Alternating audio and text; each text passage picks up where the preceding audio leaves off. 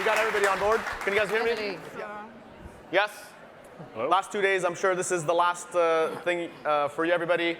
I know it's been a long 2 days, but hopefully very productive. A lot of things to learn, a lot of things to cover. So as Josh introduced everybody, so it's Renate, Ellery, Joost, Ferdinand, and Lena, and myself, Yazan, and we're here to talk to you about a couple of things. We'll start with introduction about each person here, about what they do, what their role is. There is a bit of talking about what they do at their company as well. But overall, this conversation is really going to be more about the kind of the big picture workflow. I know you've seen all these vendors here. They have a lot of amazing tools outside. This is really not about the tools. It's about a workflow. It's about showcasing to you how things can work together. But these elements all can be swapped out. We're trying to show you an end-to-end value chain and how companies work together, both externally and inside of the brands as well. We think of this as the bird's eye view of how to actually utilize a lot of these tech tools that you see. So without further ado, maybe we start with Lena, introducing yourself. Hi, my name is Lena, and I'm from Browzwear. We'll talk a little bit about the company later on. I think I told our marketing folks the one thing I don't want to do here is to talk about Browzwear, but Yazan has it that we need to do an intro, so that will come. Great. So my name is Ferdinand. I'm from Fision, and yeah, as Lena said, like we are probably covering the very end to the customer side, but also as an example and part of the process rather than figuring out how we as a company are operating. Hi, my name is Joost from PixelPool. I think I could share some insights on how we use 3D assets in merchandising and sales. So maybe just before where Ferdinand is operating. Cool. I'm Ellery Connell from Foundry. I'm a creative specialist, focusing a lot on workflow and tool implementation within existing pipelines. My name is Renate Eder. I'm from Vizoo, responsible for business development. We are part of the preparation phase, so to say, so to create libraries focusing on materials, like digital materials. All right, just I guess have a seat, because it's going to be a long one. So the best way to to show this approach is we really actually want to showcase how at a brand level, how does this actually work? And for the most part, it starts with something that looks like this. This design is actually made by Yazan Malkosh, who's in the front here. Raise your hand. She's ex-Adidas and now works at Foundry. The idea is that this is what you typically start with from a design brief, right? You get some inspirational things, whether it's materials or sketches, the sketch of the actual product, still living mostly in 2D in this world, and some color variations and some notes. The idea is how do we take this to what we are now looking at, a digital version of this that might go into an e-commerce platform without even selling or making an actual physical product. Obviously, that's our long-term vision. As we get there, you do make different samples at different timelines to actually see if that product works for you. Right? And what we're trying to really showcase is, where do we all fit in to this workflow? And we've broken it up to a number of different elements. So acquisition, this is where you actually extract data, and we'll go through what different partners and tools that are available today. And if we're missing anybody, let us know. We're going to be doing this again in Milan. We'll add your platform as a vendor. Again, this is more about explaining how things work together. So acquisition, illustration, virtualization, visualization, e-commerce, and obviously as an asset management system. And that type of structure also flows into PLM systems for manufacturing side, as well as supply chain with materials and trim and other things. So again, the idea is to showcase how this would all work. We're going to go through the actual step-by-step process of what are the platforms, what's available. Again, this is not about what the tool is. It's about showcasing to you guys that there's plenty of different tools out there. It's get started. Choose something, put it in the workflow, and then if it doesn't work out, swap it out with something better. And you learn and you move on. And you're going to see this type of statement made a lot during this process. It's about failing quickly. We talk about this a lot, but we truly do mean it. It's way better than not doing anything, which we're still seeing. This is our my seventh or eighth PI. I still see some brands that they're thinking about stuff, but really start doing something. Whether it's one person or a team of 5 or a team of 10, it doesn't matter. You have to learn from actually using some of the tools that are available that are just amazing to use if you just get started. So acquisition, what does that mean? That means if I start with wanting to get a material. So I saw that design that came through from the designer. I want to now put in some material collections for myself. Whether that's a material I develop or a material I source, it really doesn't matter. It's about starting that process. So this could start at the supplier side or at the brand side of things. You've seen outside of here, there's the Vizoo scanner, which is showcased right here. There are other companies that will use a camera, a flatbed scanner, and like an X-Rite Attack 7. It doesn't matter. Each one of them will give you a different representation of that material. You're looking for the best representation for you. As you all know, how many people have seen a designer that gave you a sketch that you said, there's no way this thing can actually be made exactly like that? Am I right? Right? You've seen this before. But it looks good to them. It might look good to marketing. It looks good enough. And that's okay. It doesn't have to be perfect. Perfection is not something you're going to achieve at this point. So once you put it into something like this, let's say a Vizoo scanner, it takes that material, scans it, applies lights from various directions on it, and then extracts these what we call maps. And those are the ones at the right-hand side. And those maps basically represent that material's colors, reflectivity, roughness or glossiness, and then alpha transparency basically, and maybe the texture or feel of it, at least in the 3D sense. So we take that, move on to the next in line. So in this case, you'll see some of the acquisition tools available. Again, you're still acquiring, but this time it's physical parameter, it's color. So there's various tools that you can use outside to actually extract that data and save it into your system. And again, it depends on how far you want to go. And once you got those maps and the physical parameters, and maybe it's the color data, there's certain file formats that are closed, and there's file formats that are open. Obviously, we've heard at past PIs, everybody's, we need a standard, we need a standard. There are standards that have gotten started by different vendors. Obviously, on the stage here, we've got Vizoo and Browzwear that started the U3M. If you're, as a brand, are super interested in having a standard and really serious about this, ask for other vendors to support it. Otherwise, and this is no fault of a vendor, if they say a client doesn't ask for it, I'm not going to spend resources on it. So if you want an open standard, there is one right now. It holds physical parameters as well as the scanning data. If you are serious about a standard, ask your other vendors to provide that support as well. We can only go so far. It's an open system. Anybody can collaborate in it, and it's pretty damn good. Am I right? Yeah. Right. Moving on to illustration. So illustration can be broken down to various things like tech pack creation. So mostly, I know Adobe Illustrator has been kind of something that's been used. I know Colorway at the Foundry is also another tool. Tech Packer, who are here, I'm not sure if they're around. Raise your hand if you're a Tech Packer as well. Well, they said they're going to be here. Their booth was outside. For graphics, obviously there's a bunch more. Illustrator, Photoshop, Affinity, Sketchbook, Procreate, a bunch of different tools. Designers kind of gravitate to the tool of choice. Again, it's okay. It's just another data set that needs to go in there. It's really about the flow of that material.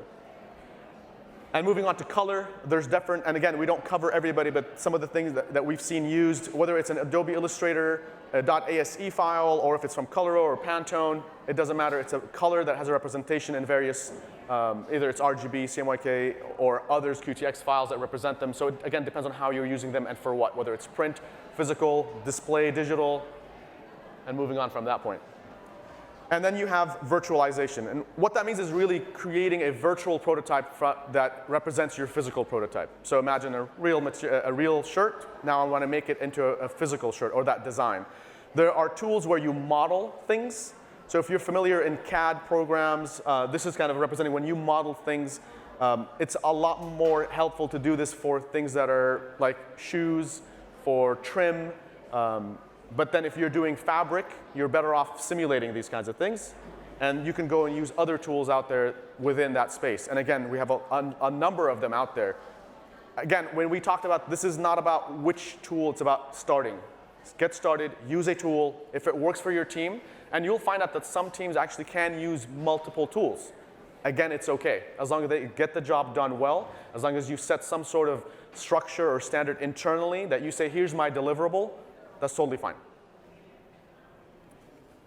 And then visualization. So visualization is when I'm rendering something. I'm showcasing something, an imagery that actually represents what I've designed, right? It looks something looks photoreal, if you will. And there's various versions of tools out there, whether they are ray tracing or what we call real-time or WebGL. And if you want answers on any of those, we'll be more than happy to answer questions about what the differences mean in this case. But the idea, again, is to find the right platform for you. Try. Literally, take the list, start one by one. And if it doesn't work, move on to the next one. That's going to take you a lot less time than thinking about what's going to happen there. These tools move fast. All the tools that you saw here move quite quickly. And you want to make sure that you just start now so that you don't end up, oh, it's a year from now. Oh, you've added like 50 new features that I know nothing about, and now I have to learn everything again. And then for visualization, you can also export it out to things like custom services, platforms that are available today. So not just something that you would do in-house, something that you go and look at retail visualization beyond just the product. What do I do after the product itself? And there's more of that as well. And that also flows into commerce. And it's a bit of a blurry line where you're seeing some of the visualization happen at the commerce side as well. And again, there are companies out there that represent what types of services and platforms and products that are provided. And again, a lot of them have booths around here. So if you want to talk to anybody, they're here. And if not, I'm sure there's additional ones. I see them in the audience kind of sitting down. And then finally, in this case, we're talking about digital asset management. So digital asset management, unlike PLM where you're talking about the manufactured product, this is about the digital asset that you're working with, the 3D file, the garment, the pattern that's still in a digital form. There are tools out there, whether it's for product management or for material management. Obviously for us with swatchbook, we do materials, but there are others that do some materials and overlap as well. Again, find something that works with what you have right there. And the last part, which is, again, the suppliers and mills, we're now actually starting to see adoption of suppliers wanting to be a part of that digital conversation and uploading their data to platforms in material space and engaging with the brands that way before they actually send them the physical samples. And finally, the PLMs, I mean, you're still using this in the production pipeline. A lot of, if not most of these platforms have API systems that can actually integrate into PLMs directly. So talk to them about that, talk to them about how I can put this into my existing infrastructure or system or move into a new infrastructure. That was an overview of kind of all the tools that you're able to do. We're actually now going to take a deep dive into kind of what we were doing with that design we had in there. But I'd like to open up, this is more of a conversation. We have 67 minutes to fill in. That takes some participation from you guys. So we'd like to open up some questions first around what you saw now, and then maybe we'll move on to the next stage, which talks about the product and how our tools were used in that product creation. Any questions? I think Joost had a great idea. Was it Joost or Ferdinand? Who's the one that gave us the? It was Joost. It was basically, what is the #1 nagging problem that you came to PI thinking, I wish there's a solution for? Let's start there. Look at something like that and ask a question about it. And if we know are you already raising your hand? And if we know the answer, we'll give it to you. And if we don't, maybe there's somebody else in the audience that can actually chime in. I've noticed a lot of like the 3D rendering technology is kind of lacking in the sweater area, specifically in being able to render different stitches, not just like one that you already have. Do you see any like progress of that coming in the future? All right, so I think the question was about stitches, right? Yeah, so in the area of stitches, I think there are companies that like Substance. So there are two questions, maybe there are two ways to answer this. Firstly, there is a way of how do you mimic the look of a stitch, which companies like, I think, Substance have come up with really real to life kind of stitches which you can apply onto any of the software and then be able to render it. The other part of it is the actual construction of a stitch, whereby you actually have a pressure point on that. I think that is something that is coming. There are workarounds in each of the 3D modeling tool that allows you to add pressure to the edges so that you are actually able to mimic that behavior as well.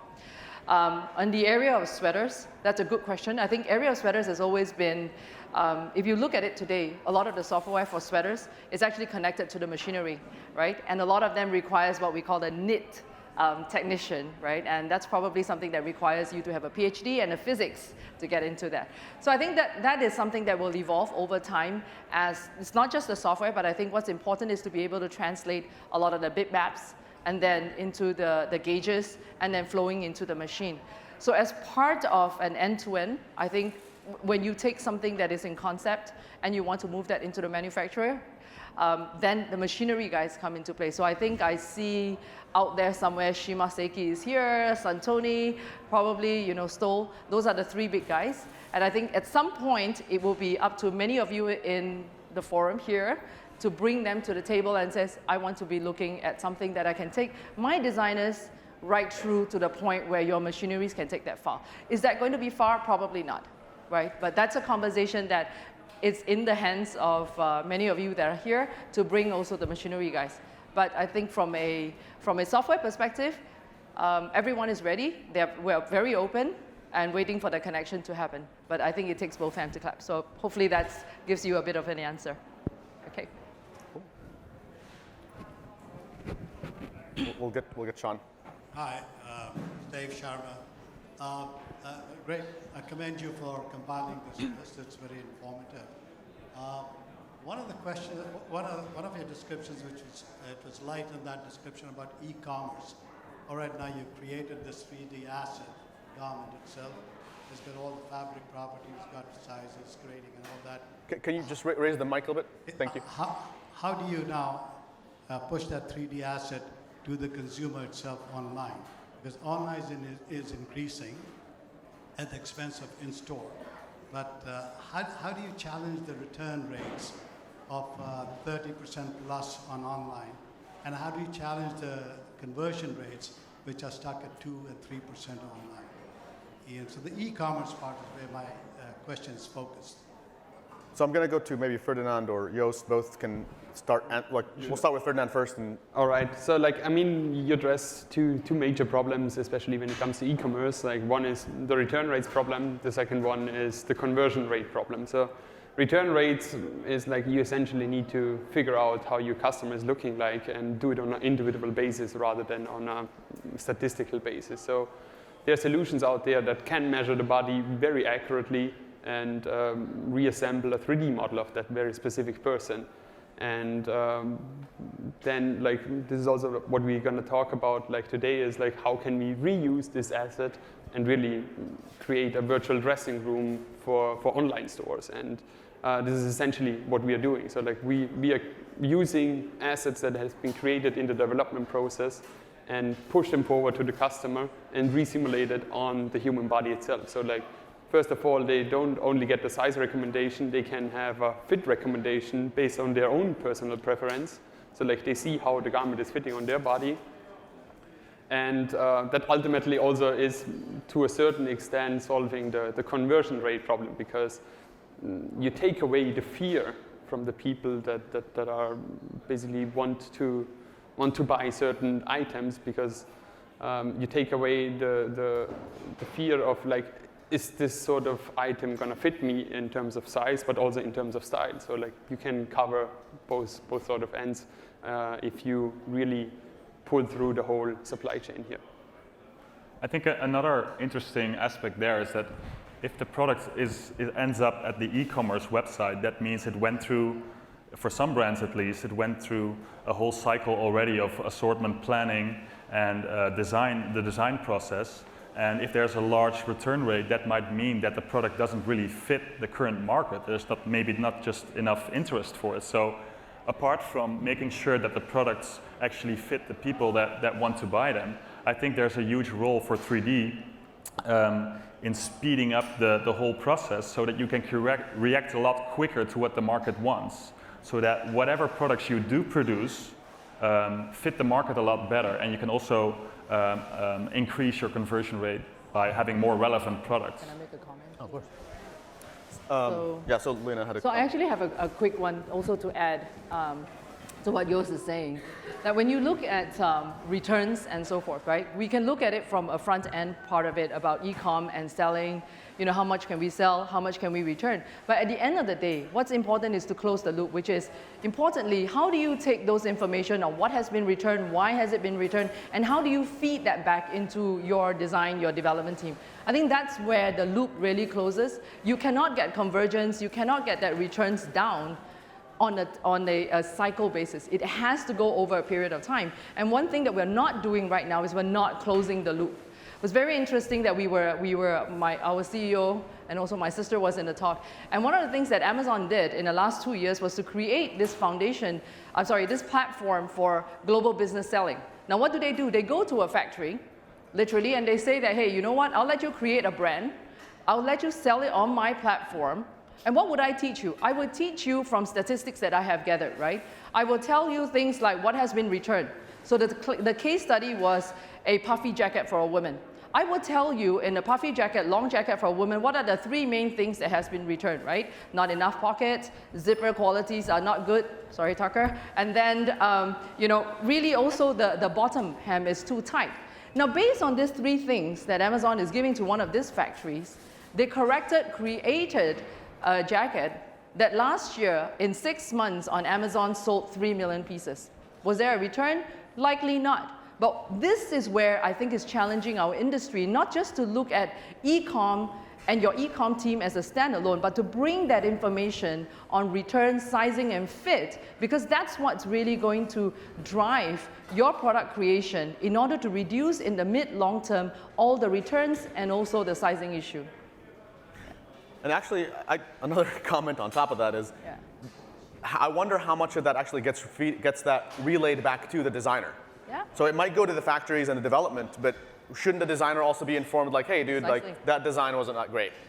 Maybe you need to change your approach or change the material, what you've selected. I think it's a learning process that, as you said, has been disconnected so far. Right. And data is greatly useful if you know what to do with it and you look at the patterns and you extract something from it, but it needs to be looked at by specific people in the organization, in the process, and they have to have visibility in that.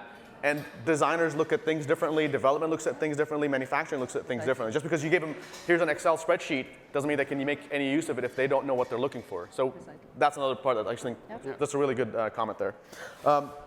Sean? you're right behind my thing, okay, I couldn't see you. Just a quick question.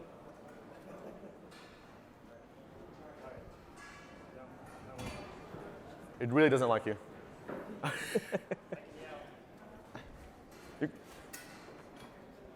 So just a quick question. You showed us a whole bunch of tools up there. And a bunch of them.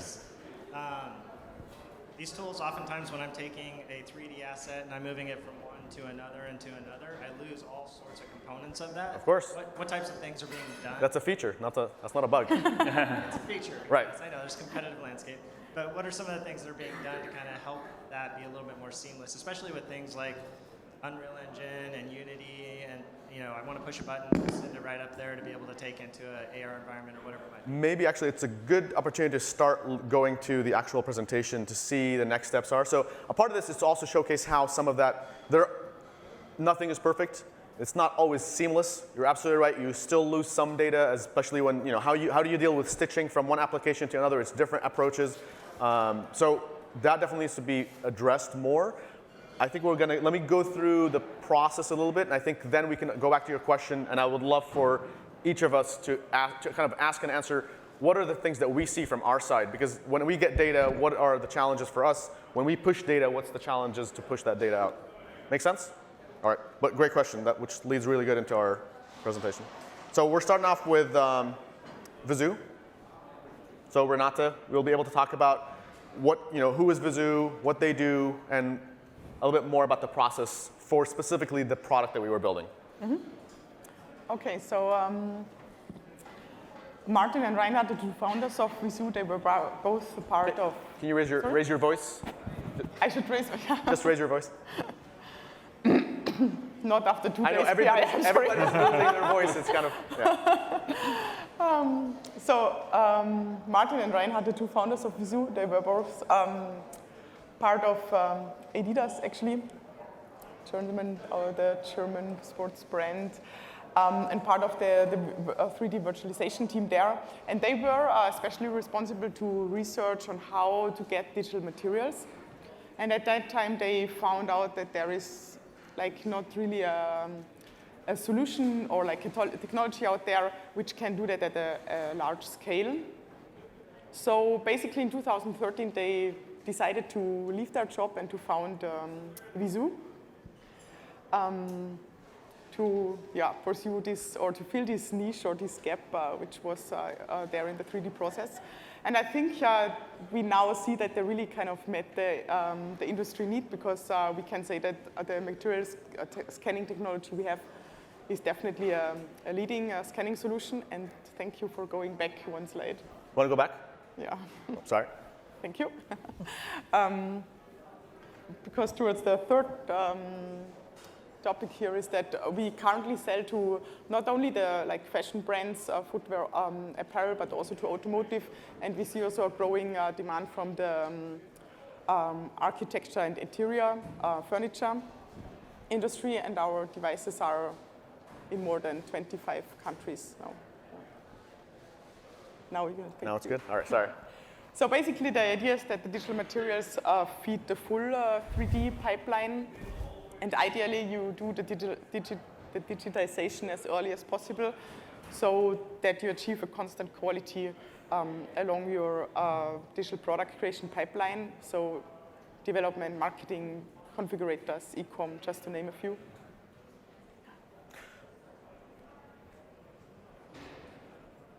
Should I talk to it? Yes, talk through your presentation. So this is showing a tiny piece of our core process, so to say. So you have a stack of materials, you have an existing material library, so it's not about material design, but to digitize existing materials. You basically put it into our hardware, and I think most of you guys have seen it today or yesterday already. Then device is taking images and deriving texture information, surface information from it. Apart from getting color, transparency, roughness, and so on, we have tiny features improving the process, meaning that if you have not ironed your fabric, we kind of do a certain wrinkle removal, which looks funny, but it's you need that more often than you think. But basically it's to digitize, to get your existing fabric digitized, to get it kind of flat, smooth, and then to get a seamless repeat. You can do this seamless repeat, of course, in Photoshop or any other tools, but you can also use our software using kind of a bit more intelligent functionality, which is basically analyzing here on the left-hand side the structure and then getting a seamless output for it by preserving the physical size of the fabric. And this is basically this is it. As easy as this is. Cool. So speaking of that question, so one of the things that we worked with Vizoo, where they grabbed our API and they were able to take that and directly from within the Vizoo software, you can actually go to File. This is your part now. Yes, and go directly to Swatchbook. So in this case, you actually can upload the data to Swatchbook without actually leaving the environment that you're in. And obviously, this could be the same person. It could be different people across the globe. It doesn't really matter. You basically put some initial tagging, and then you take that to Swatchbook. We, from that point on, move on to our side. So we're founded in 2016. Our materials, basically the idea is it's a single place to manage your materials and the materials coming in from supply chain as well. We obviously, as a brand, you might be dealing with an entire supply chain of materials, but you might be developing your own. You want one singular, what we're looking for is visual, intuitive system that allows you to, on mobile, on iPads or your browser, to quickly go see your materials, make your decisions on them, put them in collections, and then get out. We started our Swatchbook Service Center in China just last January. We've been scanning about 1,000 materials per month. So we have about 5,000 and growing. And the idea is all these materials have come from existing brands on our platform today, which means that they've been vetted with these clients. Obviously, every brand will have to vet them for themselves, but at least it's a starting point to get everybody to use materials in 3D or otherwise. And to give you an overview of what that looks like today, this is what Swatchbook looks like. So whether you're on a browser or a tablet or a phone, we showcase materials in a visual manner. This is called one-to-one. It showcases the actual size of the fabric on your screen. You see all the details in 3D, in 2D, in the browser or in the app. Even simple videos showcasing how you interact with materials, which is so super helpful to design, right, and sourcing. It's a simple thing. Another aspect is our capture application, which allows you to quickly take a picture of something, put some simple tags. These tags actually associate to 3D assets, and then you can see those assets directly in your phone, which is in your pocket at all times. So if you see something inspiring you, or you're at a material show, and you want to see what that looks like on a product, you can. It works in 3D as well as in AR. And that's kind of like a 45-second overview of what Swatchbook is. There's a lot more to it, but that's about it. So we take that material that came from Vizoo. In this case, we might not have the exact puffer jacket that was provided by the designer, but we do have a bunch of generic data there that we can utilize. And in this case, I actually want to grab an Adobe ASE file with Pantones in there, and I want to render and create variations of this material, knowing that I like that material, but I want it in a different color. Now, not only do I see that material inside a Swatchbook, I can see all the different color variations on a product that looks similar, but the idea is that this is step one. This is when I select my materials, right? I visualize them, I like them, I then can move on from that point to actually create my design and apply the same materials that have been scanned in the lovely Vizoo scanner and see them and visualize them in 3D. The fact that you're able to do this on a browser or on your phone is a part of what makes us special, right? It makes it, I don't have to go in and log into something that's on a desktop at work, and that's the only time I get access to my materials. We create a collection of these materials. Again, once you create that collection, we'll suggest that that collection is something that you like. You'll be able to quickly add them to that collection as you hover over them. Once you're done, you can actually see that collection, and you can download the data based on your file preferences individually. So I might be somebody who just uses Illustrator for tech packs, and I might be somebody who just designs and wants to do a couple of sketches in Photoshop, or I could be a 3D designer who uses something like Browzwear, and I want to download all the materials. Once you do, we have a sync application. You download those materials into your system. Now I have all that data, all the scans that came in from Vizoo in various colors, and I could move it on and cross it to my next partner. Yeah, okay. So this is Browzwear. So compared to all my younger colleagues, Browzwear is like the oldest kid on the block. But at the same time, we are the youngest. Experience. Yeah, we are the youngest kid on the block at the same time. If anything else, being the oldest kid on the block, I'm not sure that we really know everything on what to do, but we certainly know what not to do. So the first thing that we always tell people is that Browzwear was not founded to do 3D simulation. We were founded to do virtual fitting room.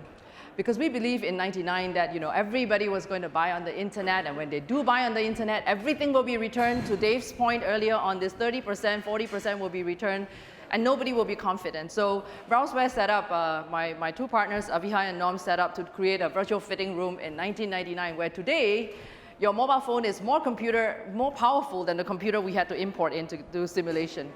So long story short, we were very excited. We went to a small company called Benetton, and we gave them this whole idea. That small company looked at it and said, oh, great, this looks good, but how are you going to get the garment in?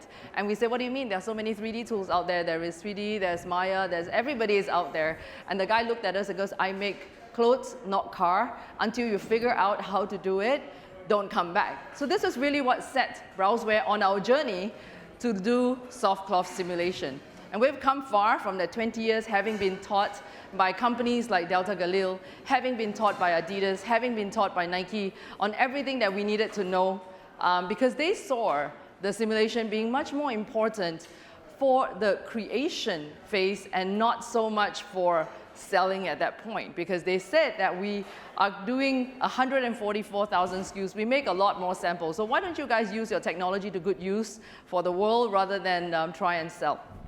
So that's really where, and fast forward, today Browzwear is a company that's also a new kid on the block, in a sense that we have a complete new suite of product, working with a very different vision, a vision of seeing that the industry go from I design, I make, and I hope to sell, to a place where we need to design, sell, before we make. And this is the vision that has been driving us the last 7 years. This drives our roadmap. This drives our ecosystem of partnerships that we have today. My colleagues here are the ones. Questions from Sean about how do you interconnect, how do you integrate. Those are what we live and breathe for today, right now. So we don't have a one tool solution, and we don't believe that tool is going to help you make you successful. we believe that the tool is only going to aid you if you figure out what that workflow is. And I think some speaker from full beauty brands and so forth talks predominantly also about workflow and the importance of that. So fast forward, where do we want to go, right? From 3D vision to reality, there will come to a point of time where, yes, I understand everyone here talks about, you know, we need to save on samples, we need to get faster, but I assure you that what keeps many of your CEOs awake at night is how do we sell more? Because if we don't sell, there is no sample to make, right? So this is where we are, and that's Browzwear. So going through... Yeah, just click. Just click this. Yep. Okay. And this is why we believe that we're not going to be doing this alone, right? This is our open platform slide.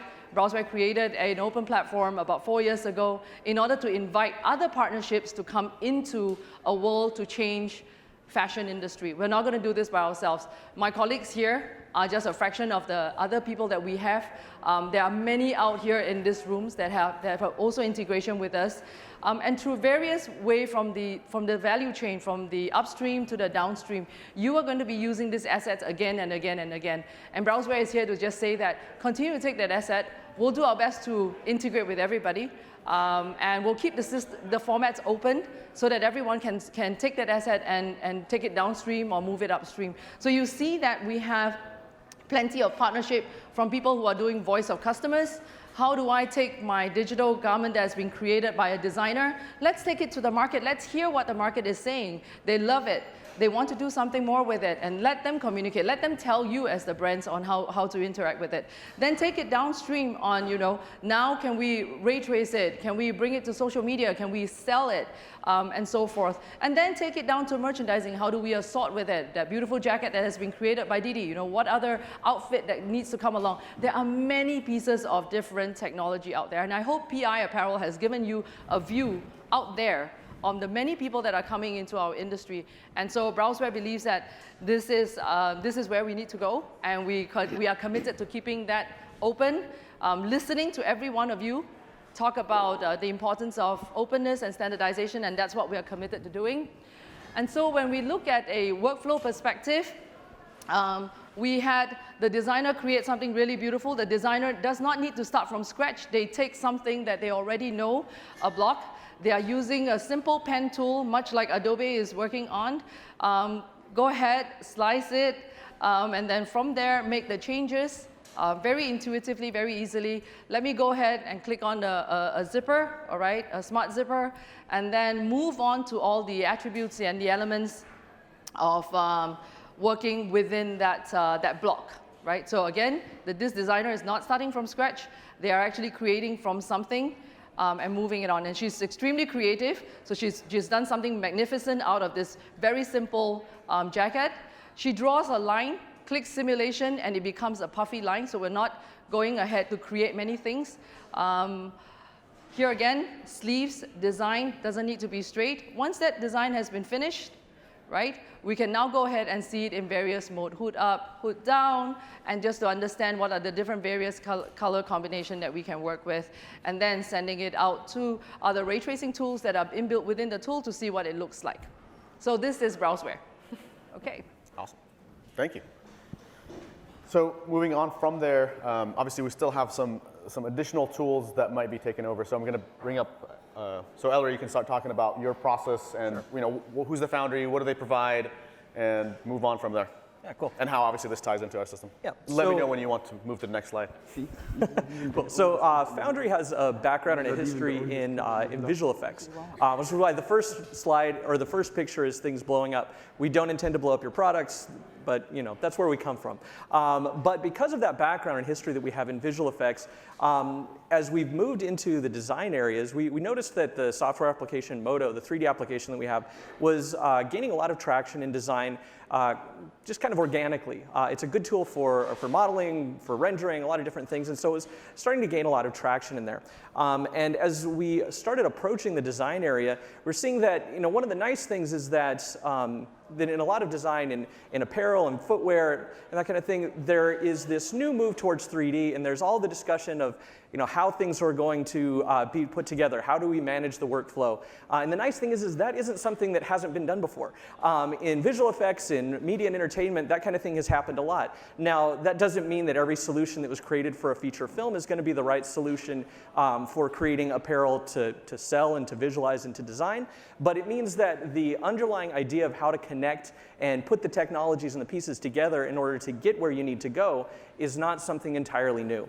And so we've leveraged a lot of that background and that history in order to help design good solutions to help bring in the other pieces, the other partners here on the stage, and put them all together into working packages to take existing workflows that are within already existing within design and helping to build in the new implementation of 3D visualization, of virtual and augmented reality, and all those kind of things.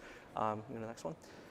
So this is actually a shot inside of Modo. So you would, in this case, we're taking the jacket that was already simulated and created, bring that model into Modo, where we can do different kind of contextualized rendering. So you can really get an idea as to how a design is going to look, not just as it sits plain by itself, but really in the context of, where is it going to be worn? This is the kind of thing where you could even get as fine-tuned as to say, this is a jersey design that's always going to be worn by soccer teams. It's always going to be seen under stadium lights. How do we see how that material and how that article of clothing itself is going to react in that environment? And then we can make intelligent design decisions based off of what we learn in these really early visualizations.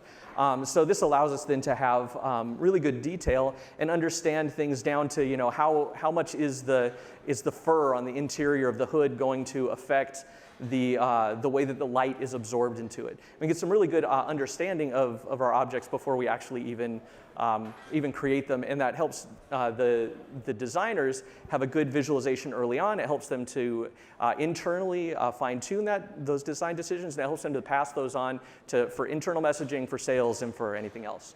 The next one.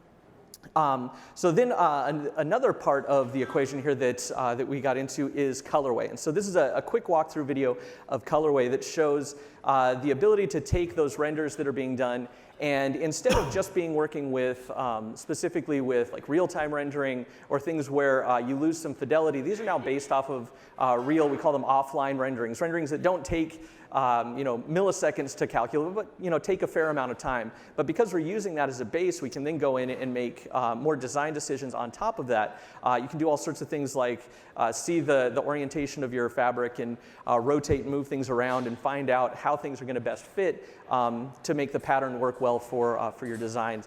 A lot of other kind of interesting things that also happen inside of there. If you look at the very bottom of the screen, there is there's a little spreadsheet. And the spreadsheet, in this case, is really just linking up the colors and the materials to the pieces that I've got on the jacket. But that can be hooked into a PLM. That could be hooked into all sorts of data so that you get real-time feedback to the data that is flowing into the material choices that your designers make.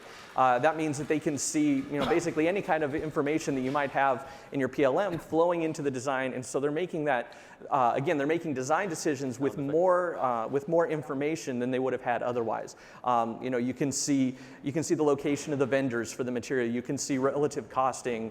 All sorts of things that maybe you would not have immediately at your fingertips. And the nice thing is that it takes one thing out of the hands of the designers, and that's something that I know all designers love doing, and that's making spreadsheets. And it does that for them. Oh, somebody got that. Okay, good. I'm glad I got a laugh out of that. Thank you.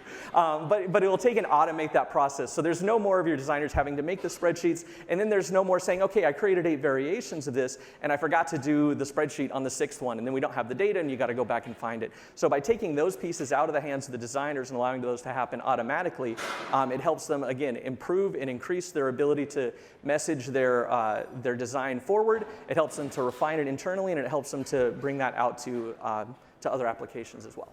Awesome. I think that was, oh yeah, and then there's another shot of the jacket. And again, a part of that, more of that collaboration. So like we've built a bridge that goes and takes it to colorway directly, so you minimize spreadsheet editing as much as possible. So moving on to, we're gonna have PixelPool. So Joost, you can go. Yeah. So PixelPool originated about 20 years ago as an architectural visualization company. And about 15 years ago, we started moving more into the retail industry. So we started visualizing almost exclusively for retail. So we were visualizing stores. And after some years, we also started visualizing the product that goes inside of those stores. So year over year, that part of the visualization process became more and more important to us. So we were working for, well, retail design teams, store design teams, merchandising teams, and eventually also sales teams. So back in the day, those would still be still renders or in some cases animations. But it's all about a part of the presentation, by the way, that it's... We talked about VFX, this is audio effects. Just Exactly. So, well, we were making still images and in some cases animations, but about 5 years ago, we thought, well, the real-time rendering industry, especially Unreal Engine, it got far enough where we thought, well, this is starting to match the visual quality that we want to offer our clients. So we started to move into the interactive space. And we had all these 3D assets. We had all these 3D stores, 3D products, fixtures, all of it. So we could recreate an entire store in 3D virtually. And then we started just thinking about what can we do with all these assets? What can you do if you have an entire store virtually? What kind of interactions do you need? And that started, well, it started like a whole wave of requests from our clients. We started building interactive showrooms that big brands use to sell their assortments to their buyers. And I think that's something that really resonated with me as well, is that I really like the idea of designing a product and then immediately selling it. So our experience has been mostly in B2B, so not as much B2C. So we are experienced in creating showrooms that brands can use to sell to their buyers. So yeah, let's play the video. Sure. This is Detail. It's a platform that we've created to power our 3D applications. It's a web-based tool that allows you to import your product line, to import 3D garments that either you or a vendor or PixelPool has created for you, and start assigning those garments to your product line. You can also create assortments, so those assortments will flow then into each of our 3D interactive tools. And then what's also cool about this Detail platform is that we integrated a tool for people that don't necessarily have access to a very beefy gaming PC or don't have a showroom in their office, but they still want to see the value of 3D, and especially they want to see how these 3D assets can help you to visualize your assortments in a store environment. It's okay. So here we're seeing this product that we just were shown and how this translates into our process. So you see it in the Detail platform. Here we're configuring the product for our automated merchandising platform. So we're saying this is a product that we want to show up in a certain fixture. It has a certain priority in the assortment, so you can influence how it turns out in the eventual render. So this is all web-based, and it communicates with an Unreal Engine-based cloud machine that you can send a request, and it sends you back a proposal of a merchandising view. So you actually see the product here merchandised in a render. So you don't need any gaming PC for this. It's all happening in the cloud, and I think this will really increase the adoption. So if you want a bit more control in the merchandising process, we have tools for that as well, and I think there's still lots to be said to keep the control with the visual merchandisers, to let them play around and use their human cognitive abilities to really create the most compelling setup possible. So by dragging and dropping products in fixtures, you can create these setups that match well together and then present them together in a larger store environment. So here you see an existing store that has been collaboratively filled by different merchandising and sales teams, and we're adding this last final piece of this garment that was created in this pipeline among the partners. So here you see, I think this is a great way to show how the 3D garment can move all the way from design all the way to selling. In our case, this is more of an example of B2B selling. But it does show how powerful it is if you show it in the context. Awesome. Thank you. Yeah. That's pretty cool. Okay, Ferdinand, to kind of close it off from Fision. Oh, great. Yeah, so like if you reach that point in the whole process line, you have already achieved quite a lot. What I'm telling you is like not the end of it. Like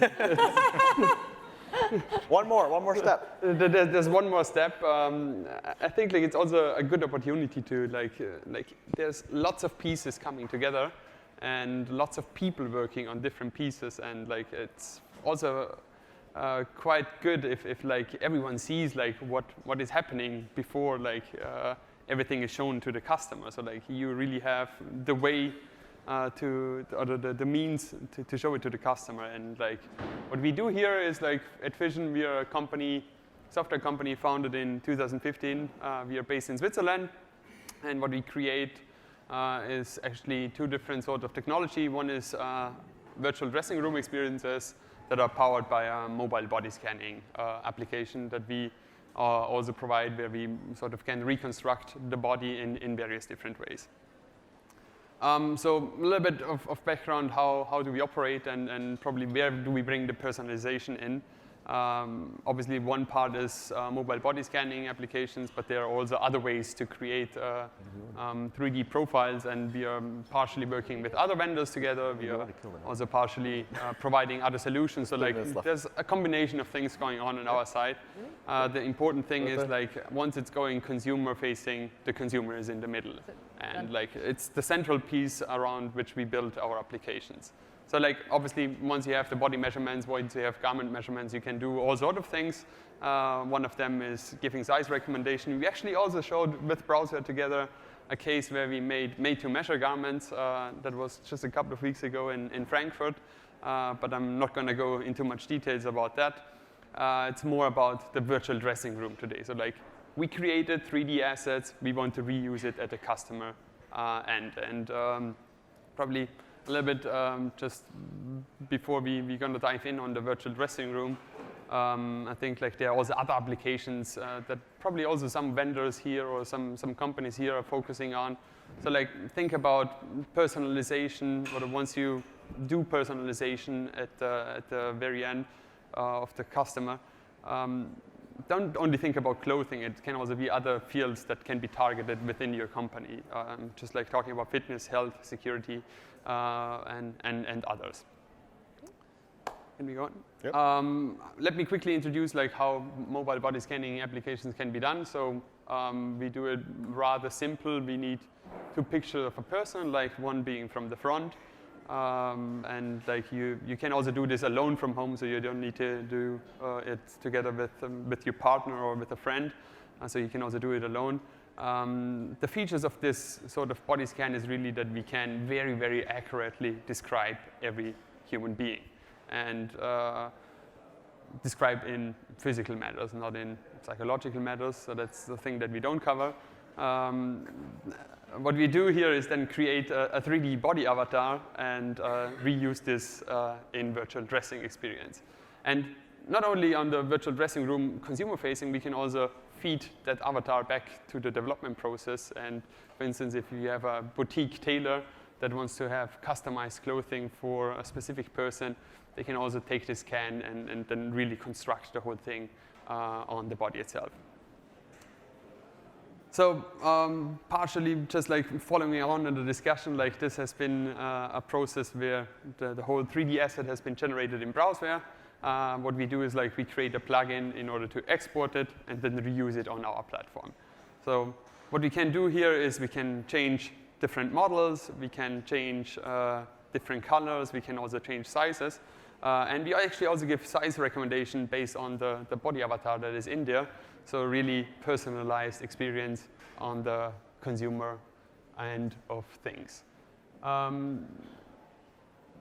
Yeah, I think like here it's important to say like there's like a lot of things that need to happen in the beginning, but I think like we showed a great deal of things that are happening beforehand, and also like there are different ways. Like there's one way we showed today, but there are different ways how those sort of things can be generated. I think like at the end of the day, every brand wants to sell something, and we are opening up the 3D channel also to the consumer end and really make it personal.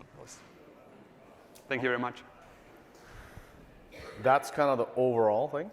So thank you for everybody. That was great. I know a lot to digest.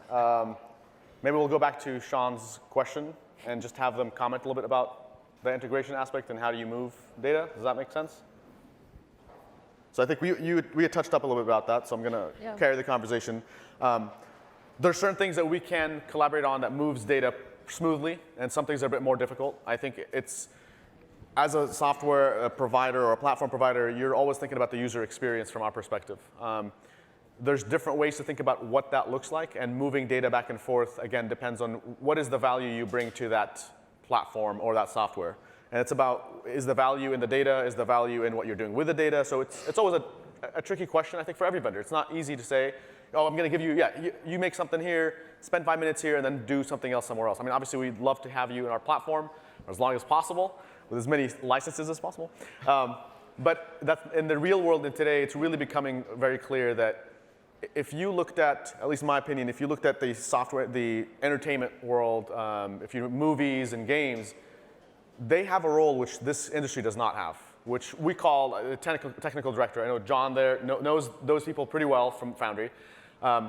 Their job is to build the glue that moves that stuff across from one platform to the other. It's almost like a natural, they don't think about like, oh, you need to move the data across. They're like, no, there's somebody that does that. That's their job. I think that's something the industry has not had particularly that do that type of work.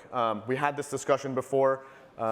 It's not ideal. You do have to bring somebody who maybe not even doesn't have a design knowledge for this, but that movement, it does really matter. It makes it for a much better process. But what does end up happening is that as a brand, just like a movie studio, a TV studio, you specify a standard for your process. And from that, you say, okay, I don't care what tool you use the best tool you can as a designer or an artist, make your product, but give me A, B, C. As long as you give me that, you can use whatever you want. I'll help you build some small plugins and export publishing and things like that. But you take that and you move it on to the next thing down the road. Whenever we see at least some opportunity of like, hey, I think we can alleviate a lot of pressure from that movement, there's making that plugin, we can work together. But that's been my experience from my opinion, at least. From an industry's point of view, I mean, everyone knows this, I think for many of you in PD, you know this other file format that's called DXF, right? 25 years and we still cannot get that DXF correct, right? From DXF transfer from one to the other. I mean, raise your hands if you tell me you don't face this problem.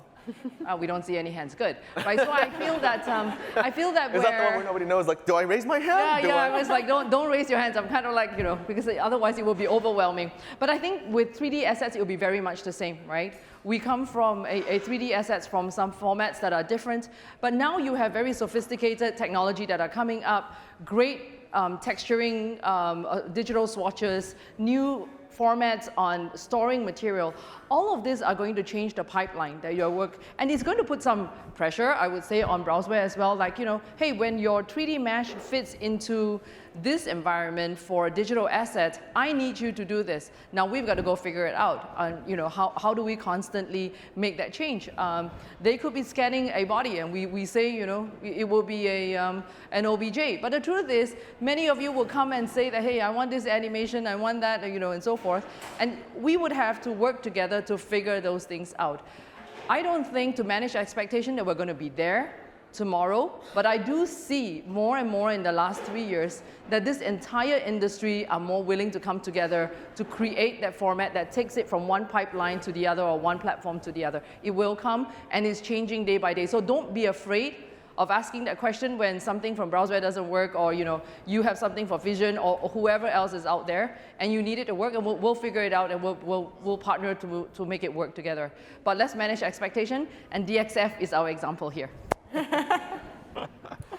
Anybody else wants to comment on that before we move to a different topic?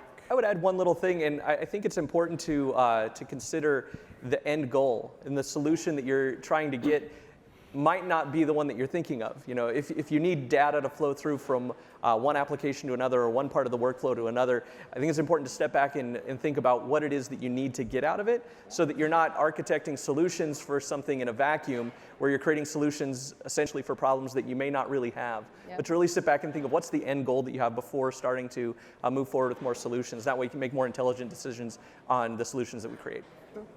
Sounds good. All right, moving on to additional questions. I saw some hands raised on the left-hand side. Yeah. Do we have any microphones?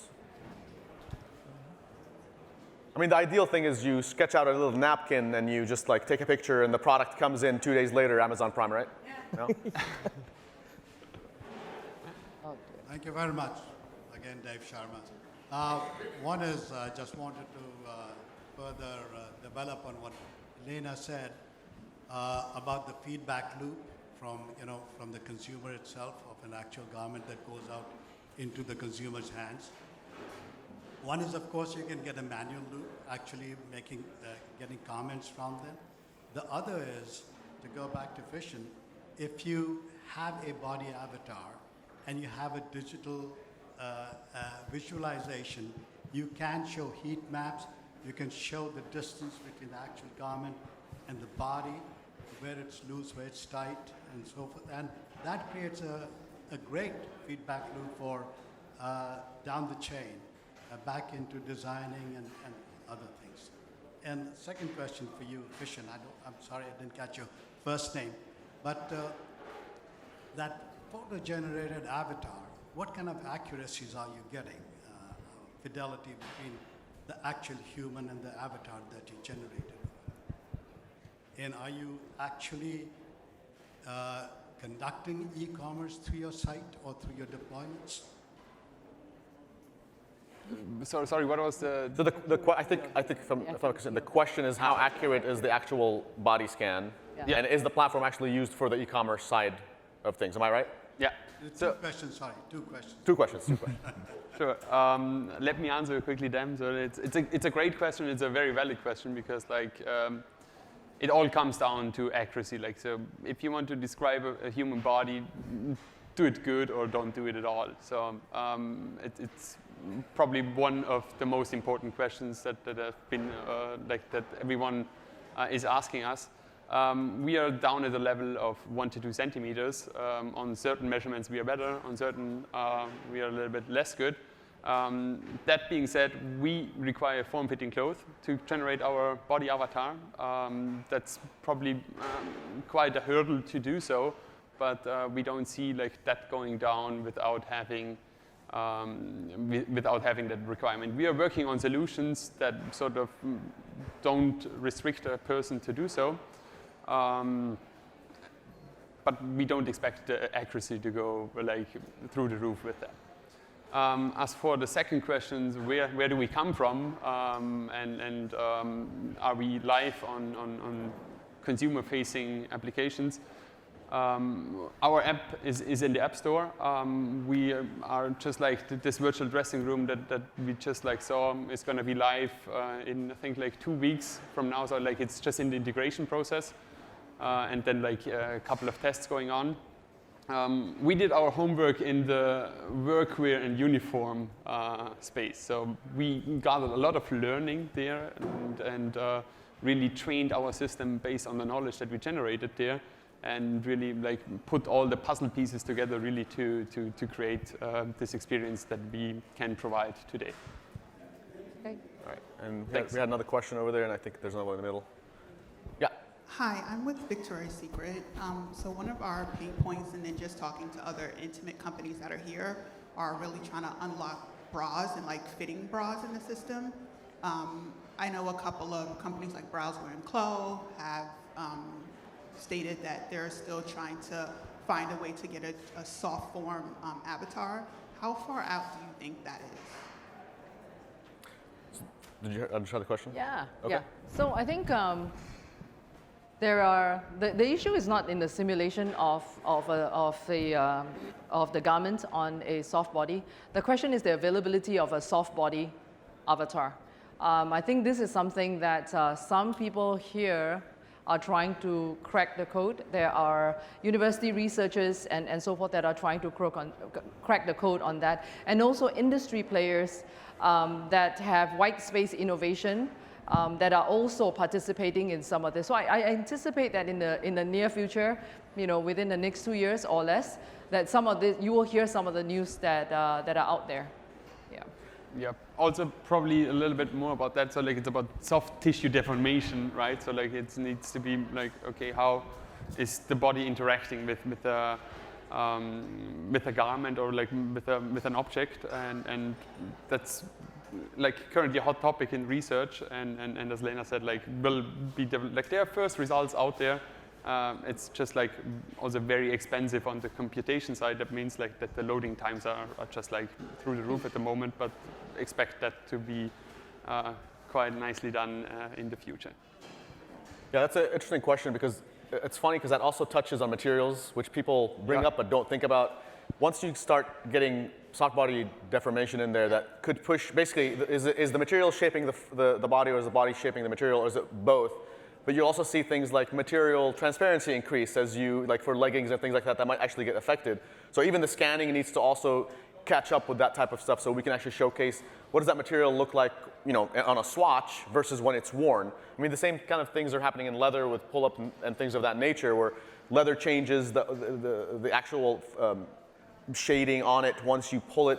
Those types of things I think are very interesting, and I think are the next step of where a lot of this technology is going to. And another word to that is we have seen companies do the implementation in this area space, whether it's tight garment compressions and so forth. They have a workaround on that. I'll be happy to share a little bit on that. That's interesting. There's a question right there. Yes, hi. I wanted to ask Frederick a question about the virtual dressing room. I'm working with a think tank out of the University of Maryland on a see now, buy now application for the runway, because I have an event production company, and so I want the user in the audience to be able to buy something off the runway with the app. And we're trying to interface it with that virtual dressing room concept, because you're buying it and you like it, but does it like you back? But my question is about the face. I notice you have faceless dummies, kind of that look. I'm talking about the uncanny valley, you know, about the resemblance of the avatar to the actual person. Does that really make a difference in how they're shopping and buying? They want to see themselves, and is it kind of creepy when you see yourself as a robot, you know, avatar? Emotional purchases. I mean, that's what it is, right? That's what you're asking? Right. Because I'm thinking, if I do the form, do I have to have a face on it and scan the face of the customer? It's a very good question, because like there are different opinions in the market out there, and like even if you do A/B testing, there are like mixed results on this very specific topic. So like current state is like we as a company, we don't really focus on the face. Like we sort of partner up with companies that focus on the reconstruction of the face. If you ask me, my personal opinion, it needs to be a little bit better to look a little bit more human-like, and also like the renderings that come with it needs to be like subsurface scattering. There are like technologies that need to be supported that are not like that easy. I think like there's a lot of development in this area, and like we have two partners in this area where we sort of look into the details on what we do. The one is more on the abstract way of reconstructing the human body, like just like have probably a little bit more abstract way. The other one is probably like more on the detail. Mixed opinions. Also in A/B testing, we don't really see defined results like going in one or the other direction. So like to be very honest, it's an open topic, and we sort of chose the most abstract way to put a head on a person. There's some interesting technology coming out now that if you've ever used Snapchat and you started looking at the AR filters, utilizing your camera, I would imagine there's a lot of technology out there that allows you to showcase the virtual garment, but then project your face on top of it. If you've seen also, there's some what they're called deep fake videos of projecting people's faces on somebody else's head. And there was a really good one of, I think it was Bill Hader doing like an Arnold Schwarzenegger. If you haven't seen it, it's deeply funny, but it's also very disturbing at the same time, where it switches the face and you can't, like, what the hell happened to his face? But that's Arnold talking. I think that's something that we're going to go through, because I think that type of stuff can flip over the uncanny valley aspect, where you have to build everything in 3D and make it look real. It's very difficult for the most part. A lot of artistic input in there. With a lot of this AI-driven technology from AR facial capture and deepfake video type abilities, you're able to put that and marry it together, and for the most part, it works well. because as you said, purchases are emotional, and you're going there to see, I want my mirror, right? I want the product on me. How does it look? Looks good, doesn't look good. Sometimes I don't want just a product, I want an outfit. So those things I think this is just the start. We always think of it like this is just the beginning, guys. We have a lot to do. But yeah, that's a super good question. And I think the reality of it is, I think, how long ago was this? Maybe 5-6 years ago, Intel did this whole immersive shopping experience. Everything that you're talking about was actually uncovered also in that experience, and people are not ready to see themselves, and so on and so on. So I think to be pragmatic about it right now, it's to do all those A/B testing. How do you sell clothes that is emotive, but yet also try not to make it very distracting, right? So if the face is distracting, if people are seeing my face on Arnold Schwarzenegger's body and so forth, it'll become a meme really quickly. Yeah, it will become. It would distract, and it will stop you from selling. So start from small ways, less distracting, focus on the garment, and then create other things in the browsing side of things. Yeah. There's a principle in animation also that typically says that psychologically, when a viewer is seeing an animated character, that the character itself should be slightly less realistic than the environment that it's in. And that allows the viewer to more easily ground the character. And I think the same kind of thing then would apply to an avatar, where if you're going with a less realistic avatar, but having more realism in the clothing and more realism in the environment that they're doing, which doesn't come into that uncanny valley issue, then it's going to allow the consumer in this case to more easily ground the product that they're purchasing with something that's real. Exactly. Yeah. Awesome. Any additional questions? The nagging issues that we talked about before. Oh, okay. Hi. Questions? So with the virtual dressing room, I noticed that one of the garments looked like it was kind of offset. Is there like a styling thing that you can do where you have like customized positions of things, like if you can pull it off the shoulder, or is it just in its one standard positioning? So is the feature request number one? Feature request number one. Basically, the question is, if the garment is simulated and it seems like it was off, is that intentional? Can a user kind of almost become like an art director and say, I want it a little bit off the shoulder and things like that? Again, feature request number one, that's good. Of course it was on purpose. It's a feature, not a bug. No, it's like there are certain things that can be improved, and like to be very honest, we had limited time to put the whole demo together, and like there are quite a long bucket list on things that still need to be improved to really make it perfect and seamless. I think it's a process there, and like we are at the step where we can move very fast, small steps, and really make it great at the end, and like therefore, like those sort of things we only figure out like once we really work together with like various different vendors and various different companies to really see, okay, like yeah, we need to improve, and that is probably also going to solve another problem, and we take it step by step. Yeah. Oh no, they started 90 after. Okay, right. There you go. Hi, my question is more for Lena and for Renate on the U3M.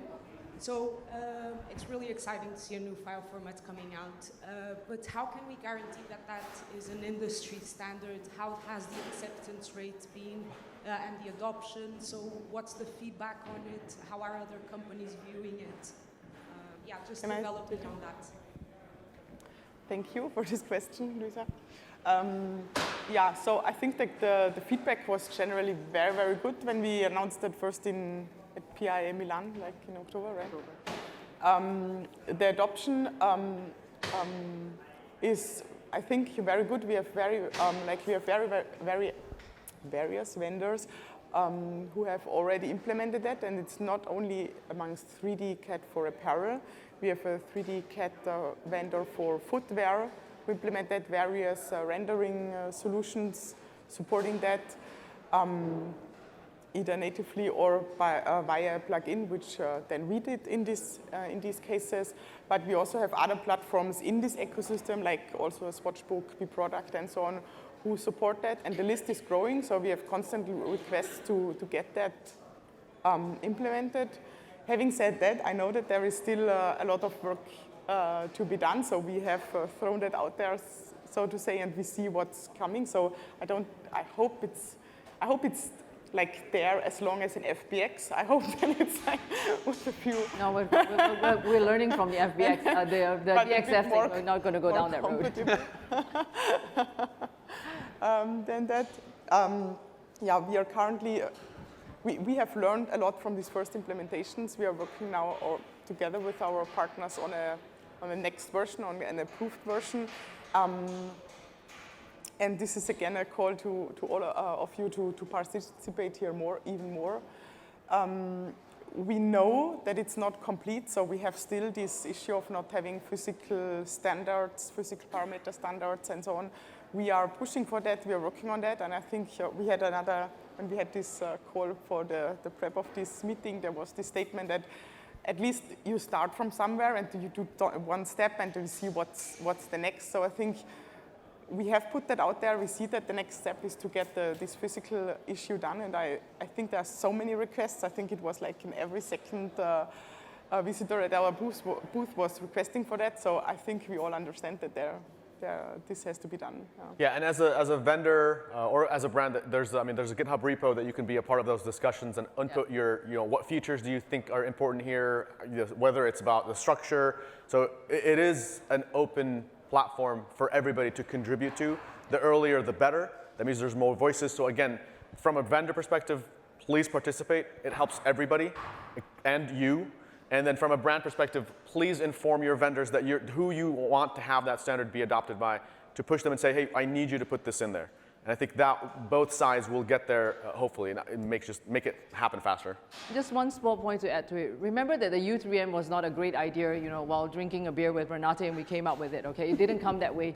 The whole PI Apparel, ever since the beginning of PI Apparel, everyone has been talking about material, importance of material, a standard that, you can take that material and you can plonk them into different systems. I think this is our first step towards keeping that open, making it happen. But as Renate and Yazan say, this requires the industry to come and collaborate together. We've heard your voice, we've started something, but the journey is something that we collaborate and do this together. Yeah.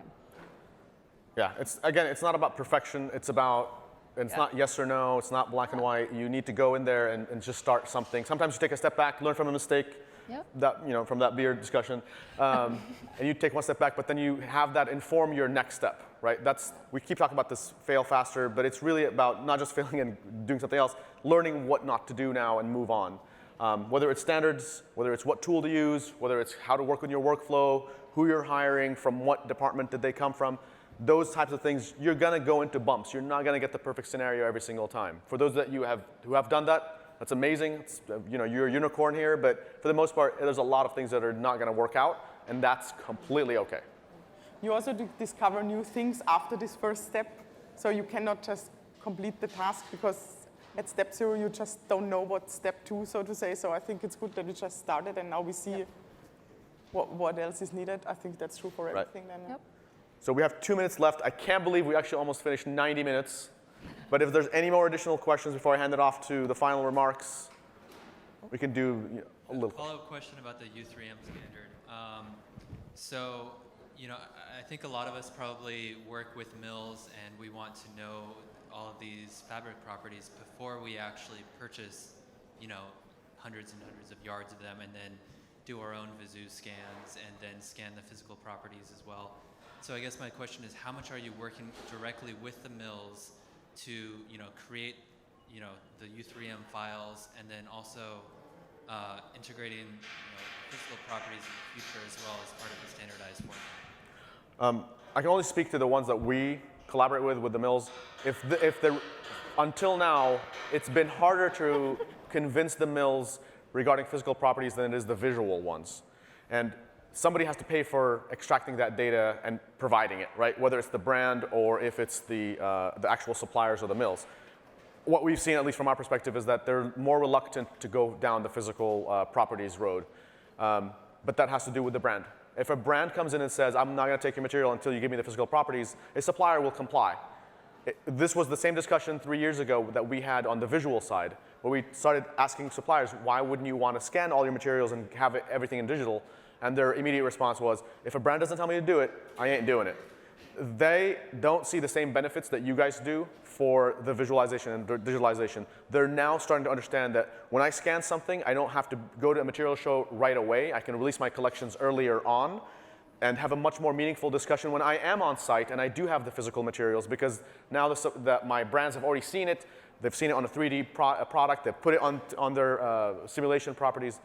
But it is a little bit more of the brand saying, I need this. You need to provide it to me.